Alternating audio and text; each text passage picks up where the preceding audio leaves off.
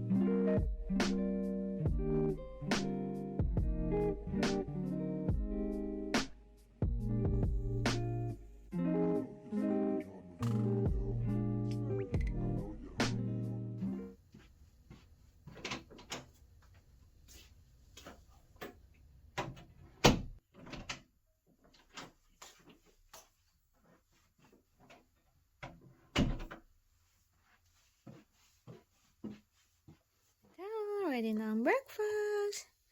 So, yan. Mag-oat lang tayo. And mixed berries. Plus black coffee. Fun fact mga kapips tungkol sa akin. Alam nyo ba na hindi ako kumakain ng oats as in. Parang, ewan ko, para kasing nakakadiri yung feeling niya sa pag kinakain mo siya, di ba? Pero, dahil nga kay asawa, kay Javi, need niya nang mag-lose ng weight. Kailangan niyang kumain ng healthy. So, ito, ako gumagawa, ako nagre-prepare ng food niya. So, ito try ko na rin. Pero actually, in fairness naman, dito sa ganitong klaseng oat, kaya, okay lang sa akin. Kaya, masarap pala siya. Hindi ko in-expect yung lasa. Akala ko, yung mandidiri ulit ako. Pero so far, hindi naman. Masarap siya. So, sa susunod, share ko na sa inyo yung recipe ko nito. Para matry nyo din, diba? Tapos, sa coffee naman, mga kapips, hindi ko alam kung dahil tumatanda or what. Pero before, ang gusto ko kasi is may creamer at saka matamis. Pero ngayon, ayoko na ng may creamer tsaka masyadong matamis. Sa bahay usually sa bahay. Pero pag sa coffee shop, sa labas, pag lumalabas, ganyan, ang in-order ko naman is may creamer pa rin or mga caramel macchiato, mga ganyan, or Spanish latte. Spanish latte talaga yung favorite ko. Diba? Matamis pa rin. Pero, hindi naman lahat ng coffee shop is, masyadong matamis yung gawa. Tsaka usually, sinasabi ko naman sa, barista na wag na lang masyadong tamisan. Pero usually, sa bahay, hindi na ako naglalagay ng creamer. Pero nag-sugar pa rin ako. Hindi ko kasi kaya ng pure. Pero slowly, sana makaya ko. Na-amaze nga ako dun sa mga umiinom ng espresso Tapos sa Korea, di ba, yung mga coffee nila, talagang black coffee lang. Pero let's see. So, yan mga kapins, kain muna ako. Okay? And then later, samahan niyo na ako maglinis.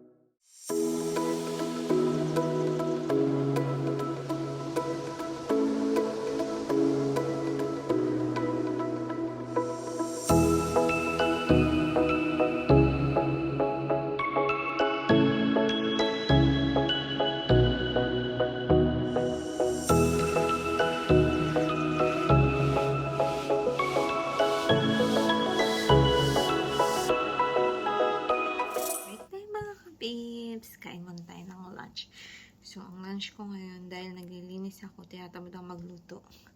Instant noodles with egg. So, kain muna, pahinga lang. And then, after, tuloy ulit sa paglilinis.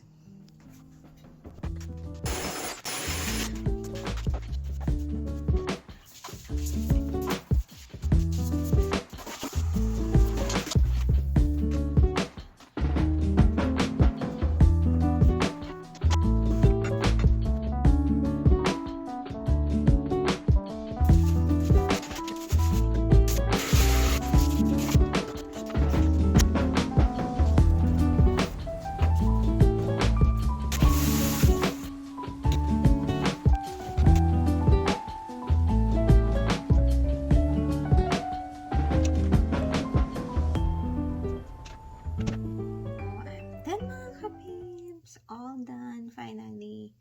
Natapos na din ako maglinis and maglaba and magluto ng konti. So, hinabot na ako ng gabi. So, kakatapos ko lang mag-shower ngayon. So, that's it. Yun na yun. Kakapagod, pero ano naman, masaya. Kasi at least malinis na ulit yung kwarto and next week ulit. So, dito ka na po tatapusin ang aking vlog. So, please don't forget to like, share, and subscribe. And see you again on my next vlog, mga kapips. Bye! But wait! There's more!